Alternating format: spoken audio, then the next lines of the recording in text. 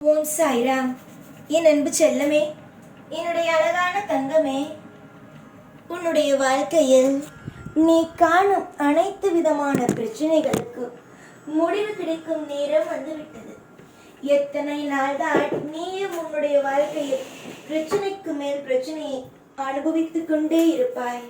உனக்கு நான் அதிகமான கஷ்டங்களை அள்ளி கொடுத்து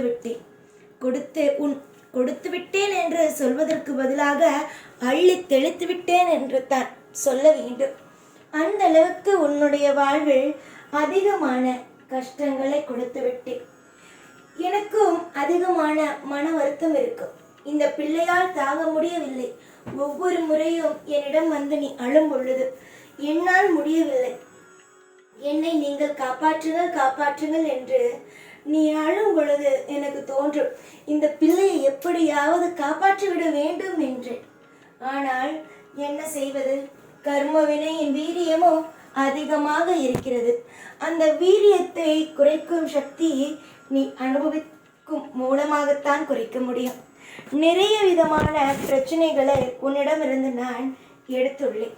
நிறைய விதமான பிரச்சனைகளை, அதாவது அது உன்னுடைய பக்கமே வராத அளவுக்கு அதிகமான பிரச்சனைகளை நான் வெளியே எடுத்துள்ளேன். அந்த அனைத்து பிரச்சனைகளும் நீ என்னென்னலாம் செய்தாயோ ஏற்கனவே அந்த அனைத்து பிரச்சனைகளும் நீ இப்பொழுது அனுபவிக்கும் இந்த விஷயத்தினால் மட்டும்தான் போகும். அப்பொழுதுதான் அடுத்த கட்டமாக இன்பம் என்ற ஒன்று உன்னுடைய வாழ்வில் வரும். உன்னை இப்பொழுது அனைவரும் தூற்றுகிறார்கள். உன்னிடம் ஒன்றும் இல்லை. நீ எப்பொழுதும் எந்த ஒரு நிலையிலும் பொறுப்பான பிள்ளை இல்லை. நீ எப்பொழுதும் ஏதாவது ஒன்றை உன்னுடைய வாழ்க்கையில் இழந்து கொண்டே இருக்கிறாய் என்பதற்காக நீ தத்திரியம் பிடித்தவள் என்று, உன்னை எப்போ பார்த்தாலும் நீ எந்த ஒரு காரியத்திற்கும் சரியாகவே இருக்க மாட்டாய் என்றும் இப்படியேதான் உன்னை எப்பொழுதும் கரித்து கொட்டுகிறார்கள்.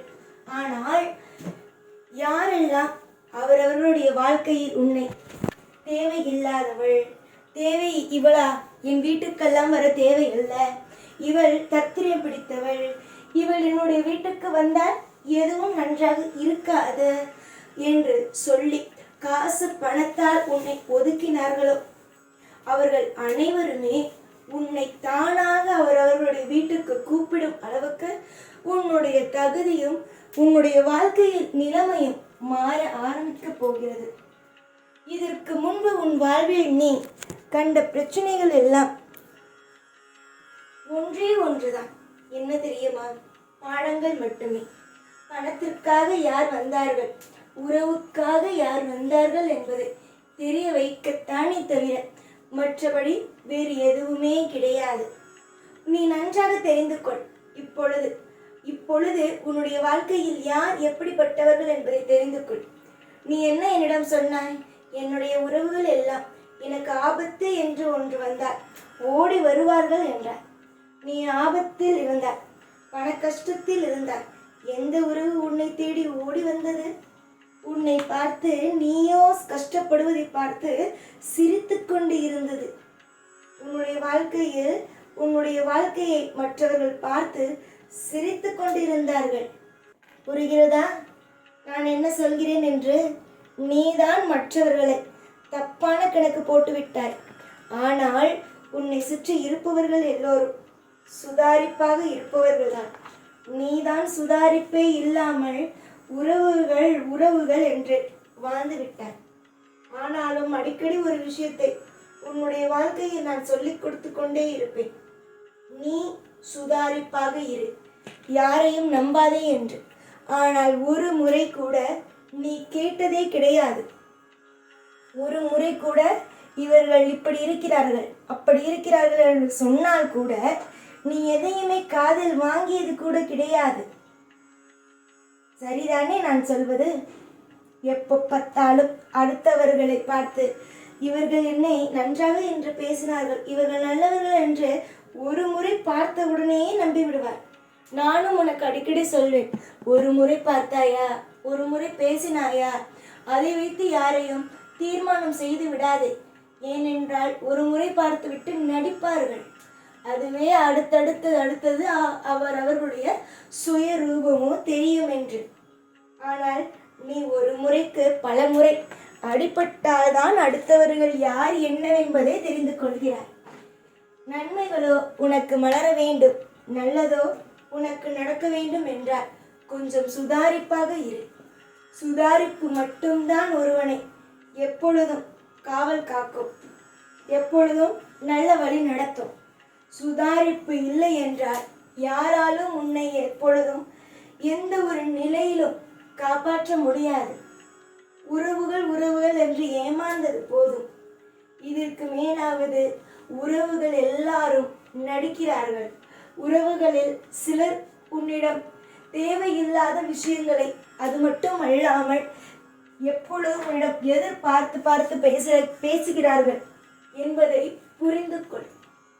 உன்னுடைய நன்மைகளோ மலரும், உன்னுடைய அற்புதமோ இனிமேல் உனக்கு கிடைக்கும். காலம் முழுவதும் இங்கு யாருமே கஷ்டப்பட்டு கொண்டே இருப்பது இல்லை. சில மாற்றங்களும் அவர்களுக்குள் வருகிறது. அதே மாதிரி உன்னுடைய வாழ்க்கையிலும் மாற்றங்கள் வரும். எப்பொழுதும் எதிர்பார்த்த தருணங்கள் வரவில்லை என்று நினைக்காதீர்கள். எதிர்பார்த்த தருணமும் வரும். அது வருவதற்கு முன்புதான் சில பிரச்சனைகளும் வருகிறது. சில பிரச்சனைகள் வருகிறது, மன உளைச்சல் ஆகுகிறது என்றால் அதற்கு பிறகு ஏதோ பெரிய விஷயம் நல்லதாக நடக்கப் போகிறது என்று நினைத்து கொள்ளுங்கள். அலட்சியம், கண்ணீர், மனவேதனை என்று எதையும் நினைத்து குழம்பி உங்களுடைய வாழ்க்கையை நீங்களே பயத்து தள்ளி கொள்ளாதீர்கள். முதலில் உங்களை நம்புங்கள். அதற்கு பிறகு நீங்கள் மற்றவர்களை நம்பலாம். முதலில் நீங்கள் உங்களை நம்பினால் போதும். அடுத்தவர்களை நம்ப வேண்டும் என்ற அவசியம் இல்லவே இல்லை. வாழ்க்கையில் என்றும் சந்தோஷமாக இரு. உனக்காக ஒவ்வொரு அற்புதமான விஷயத்தையும் செய்வதற்கும், உன்னுடைய வாழ்க்கையில் உன்னை திருப்தியாக வாழ வைப்பதற்கும் நான் இருக்கிறேன். எல்லா விதத்திலும் அற்புதத்தையும் அதிசயத்தையும் செய்து கொடுக்க நான் இருக்கிறேன் என்று நம்புங்கள். நீங்கள் எந்த அளவுக்கு தெய்வத்தை நம்புகிறீர்களோ அந்த அளவு உங்களுடைய வாழ்க்கையில் நிம்மதி என்பது இருக்கும். ஏன் தெரியுமா தெய்வத்தை நம்புங்கள் என்று நான் சொல்கிறேன்? நமக்காக ஒருவர் இருக்கிறார் என்ற ஒரு நிம்மதி அது உனக்கு இருக்கும். புரிந்து நடந்து கொள். எல்லா விஷயத்தையும் தெரிந்து நடந்து கொள். உன்னுடைய அப்பாவாகவும் உன்னுடைய அம்மாவாகவும் நான் இருப்பேன். என்றும் எப்பொழுதும் உனக்கு எல்லா விதத்திலேயும் துணையாக இருந்து உன்னை ஒவ்வொரு முறையிலும் வாழ வைத்து அழகு பார்ப்பேன். இந்த சாய். ஓம் சாய்ராம்.